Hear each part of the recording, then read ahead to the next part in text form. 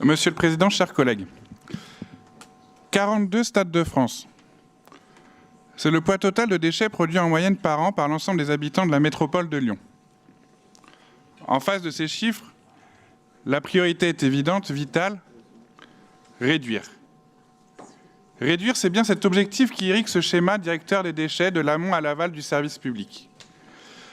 Réduire de 25% la production de déchets par habitant, réduire de 50% la quantité incinérée de déchets collectés par la métropole, atteindre 60% de valorisation matière des déchets ménagers et assimilés, car tout ce qui est valorisé et réemployé réduit bien sûr d'autant plus la production des déchets.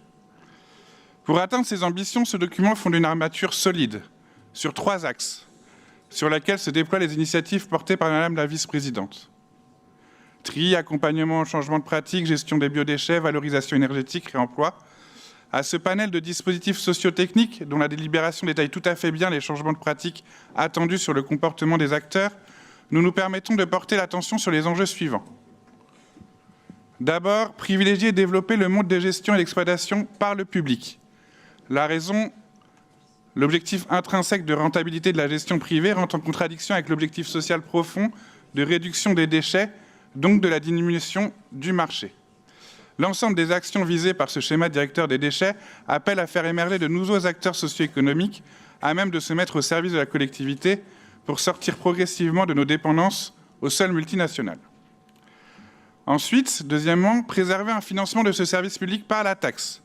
Nous défendrons partout les modèles où l'on paye selon ses moyens et reçoit selon ses besoins. C'est particulièrement adapté pour ce service public de la propreté. Là est notre idéal social, une communauté d'habitants solidaire dans l'espace et le temps pour les services publics essentiels.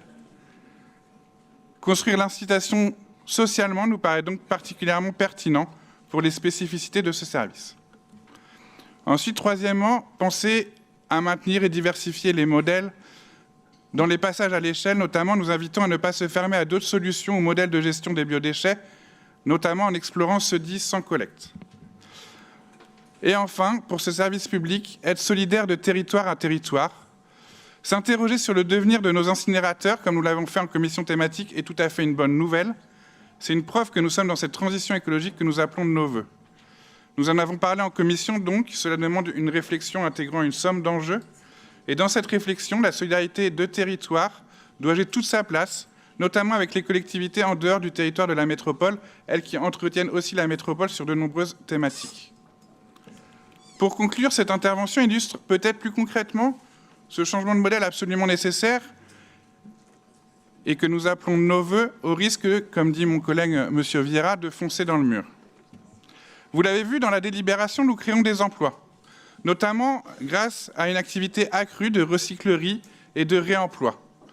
Tout le monde l'a salué. Par contre, ça a coincé un petit peu plus quand on a exprimé le fait que ce seraient des emplois publics. Alors je vous pose la question, dans nos systèmes économiques, pourquoi privilégier le réemploi n'est pas du tout le plus rentable économiquement? Pourquoi? Parce que précisément la rentabilité économique n'intègre pas les externalités négatives, ni les impacts sociaux, ni les impacts environnementaux. Et c'est donc bien là qu'on voit qu'on a le choix entre deux modèles.